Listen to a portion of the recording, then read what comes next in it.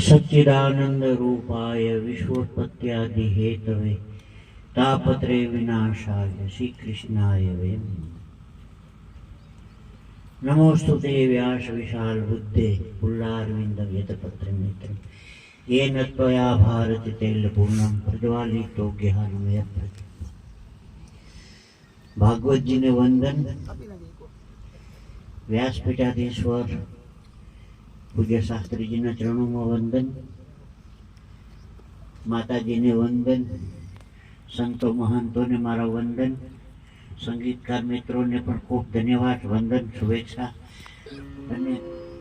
आपना हृदय में विराजमान दरेक ठाकुर जी ने मारो वंदन। वडीलो, मुरब्बीओ, माताओ, बहनों, दीकरीओ બધા બધાયરા છો। ભવોના પુણ્ય કર્યા હોય ને બાપ, ત્યારે આપણે આંગણે આવો અવસર આવે છે। પિતૃઓના મોક્ષાર્થે ભાગવત કથા ઘણી જગ્યાએ એવું જાણવા મળે, જોવા મળે। જ્યારથી તમને એવો વિચાર આવે કે પિતૃની પાછળ ભાગવતજી કરવા છે, ત્યારથી જ પિતૃઓનો મોક્ષ થઈ જાય। તમને વિચાર આવે ને પછી ભાગવત કરવી પડે। વિચાર કરીને પડીકો હંકેલી ન દેવાય, પણ વિચાર માત્રથી પિતૃઓનો મોક્ષ થઈ જાય છે। હમણાં વાત કરીને જો શ્રદ્ધા અને વિશ્વાસથી માનો તો ભાગવતજી સાક્ષાત કૃષ્ણ ભગવાનનું વાંગમય સ્વરૂપ છે। ન માનો તો કાગળની પસ્તી છે। જો માનો તો સાક્ષાત કૃષ્ણ ભગવાન તમારા આંગણે આવ્યા છે, 9 દિવસ રોકાણા, 8 દિવસ। જો ન માનો તો કાગળની પસ્તી છે। બીજી વાત, અહીંયાથી ભાગવતજી હમણાં વિરામ લેશે। વાટને ગાંઠને આપણે પોતીને લઈ જઈશું મંદિર સુધી। તો એમાં હું આપને કહું, અહીંયાથી હજી જે બોલાણી ન હોય ને ત્યાં બધા રહોડા પર વયા ગયા હોય। હું કવિ ખાલી સાંભળો વગર તમને કહું, ઓલી ગાય ને ભેંસ ને બગા છૂટે, બગા નબળા ઢોર ને બગા જાતી હોય, એ બધા ભેંસ ને બગા બહુ હેરાન કરે। પછી ભેંસ શું કરે ખબર છે? બધી ભેગું પડે તળાવમાં। હવે ઓલી બગા તો કઈ ભેગી જાય નહીં, પછી બગા શું કરે, ઓલો તળાવનો કાંઠો હોય ને, બધી 20-25 ભેગું હોય ને, બધી ભેગુની બગા ફરતે તળાવના કિનારે ઊભી હોય વાટ જોઈને। 4-5 કલાક સુધી ભેગું નાય, પછી સૌથી પહેલી ભેંસ જે બહાર નીકળે ને એને ઓલી બધી ભેગુની બગા એકને જ ચોટી જાય। એમ આપણે કથામાં આવીએ એટલે આપણા પાપ તો અંદર આવે નહીં, એ ક્યાં ઉભા હોય ખબર છે? આમ ફરતે અહીંથી આરતી પૂજા પ્રસાદ કર્યા વગર સૌથી પહેલો જે બહાર નીકળે, વાહ ચીતુભાઈ વાહ, બધે આપણી માથે આવે। હવે આમાં જેને જવું હોય ને ચૂપ છે।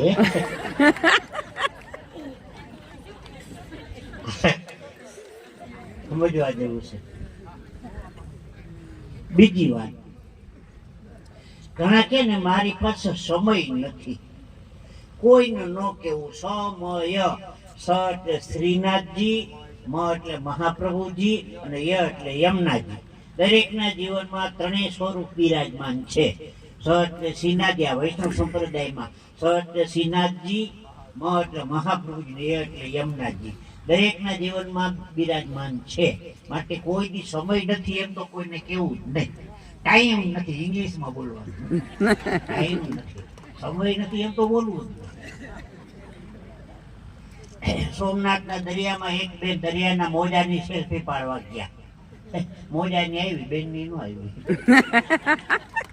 એટલે બેન ખાલી સાંભળો, એ રાખી દો, સાંભળો બેન। ગમે એટલી ભાગવત કથા સાંભળીએ, રામ કથા સાંભળીએ, શિવ કથા સાંભળીએ, પણ આપણામાં ફેર પડવાનો નથી.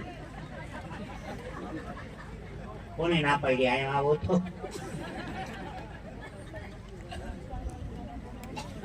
એ ફેર પડવાનું હોય ને બાપ તો જ આવા વિચાર આવે.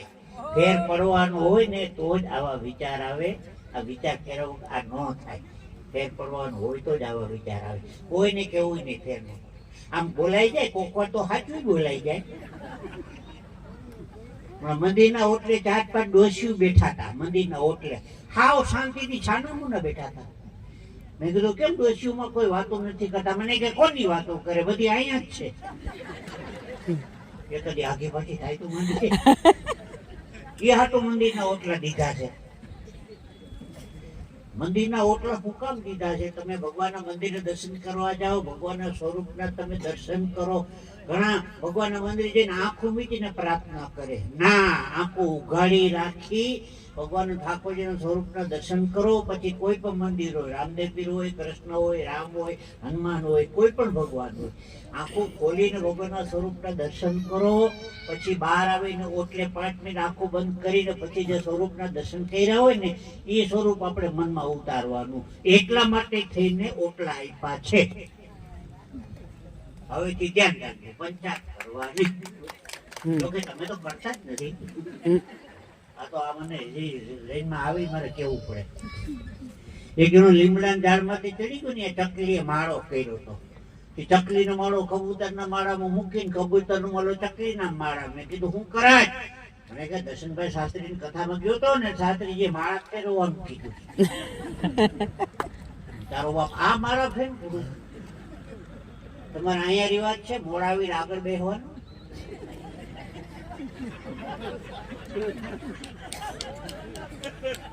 જય શ્રી કૃષ્ણ માં.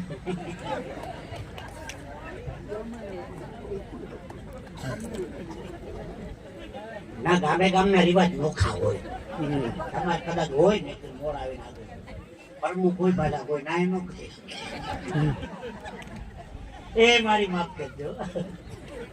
આ તો એક હરવો આનંદ છે. કોઈ બંધ બેઠી પાકડી ન બેઠા. બાપુ જે કઈ બોલું આનંદ. તો આવી સુંદર મજા જયારે ભાગવતજીનું રસપાન કરી રહ્યા છો, સુદામા ચરિત્ર ગઈકાલે થઈ ગયું. હા, તો ભાગવત કથા કોઈ પણ કથા હોય શ્રદ્ધા અને વિશ્વાસથી સાંભળો એટલે તમારું કલ્યાણ થાય ને થાય. તમને એમાં શ્રદ્ધા હોવી જોઈએ. કથા સાંભળવા માટે આવો તોય ભલે કથાની 2-3 ટાઈમ પ્રસાદીની વ્યવસ્થા હોય ને પ્રસાદી લ્યો તોય વાંધો નહીં. હા, પણ ભાગવતજીનું નામ હોવું જોઈએ. ઘેરે રાખો ને પ્રોગ્રામ ખોરબારું હાક્યો ને. હા,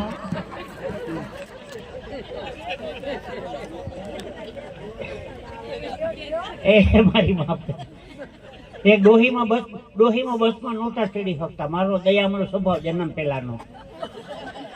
ડોહી બારીમાંથી ખેંચી લીધા. માજી આવતા રહ્યો, હું ઉભો થઈ ગયો, માજીને બેહાડ્યા. તે માજી મને આશીર્વાદ દીધો. મને કે તે મને ઉપર ખેંચી લીધી ને એ મારો ભગવાન તને ખેંચી લે ભાઈ. પેદુનું પાણી મૂકી દીધું. ડોશીનું કામ તો કરતો જ નથી હું. વગર ટિકિટે પુગાડી દે, લેવા દેવા વગરના. મારી માફ કરજો. આ એક ઓઠું હતું દાંત કાઢવાનું. તમારે ક્યાં દાંત કાઢવા? દાંત જ નથી કાઢવું.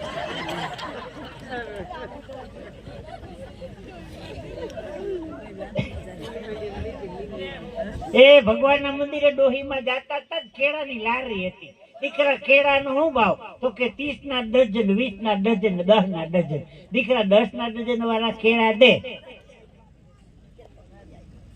રેખડી વાળો કે મારી ખાવા જેવા ન હોય, હળેલા બગડેલા હોય, આ તો અમારે રાખવા પડે. ખાવા ક્યાં દીકરા, મારે મંદિરે મૂકવા. આલે લે 10ના ડઝન કેળા દોહી આવી મંદિરે. પાટલા ઉપર કેળાની લૂમ મૂકી. એ ભગવાન મારા દીકરાને કે દીકરો દેજે. હા, 10ના ડઝન કેળા દીકરાને કે દીકરો. માજી પુણ્યશાળી હતા, પોરબંદર હતા એમ તો કહેવાય નહીં. ભગવાને પ્રાર્થના સાંભળ્યો. હા, દીકરાને કે દીકરો દીધો. હા, લખવા વાળો. કાકે લબડતા કરી લેતી જા ભગવાને ખેડાઈ લાખવા વાળા દીધા તો ઉપાડ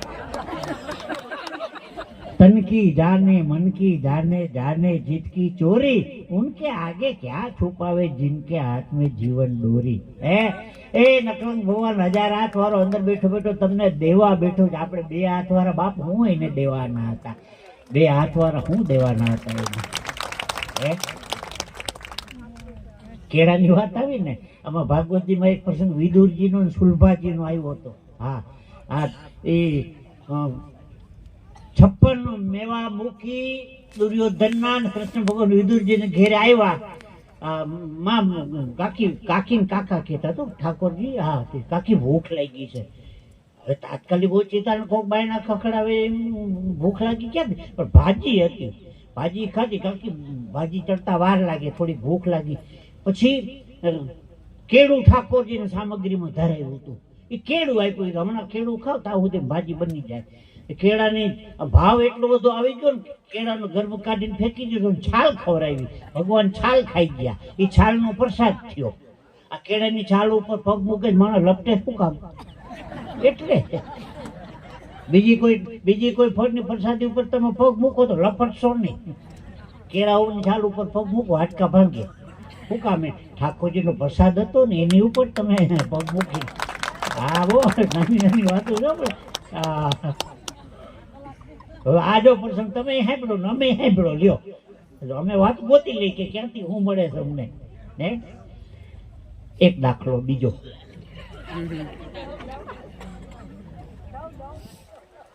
આંખો ખટારો છે.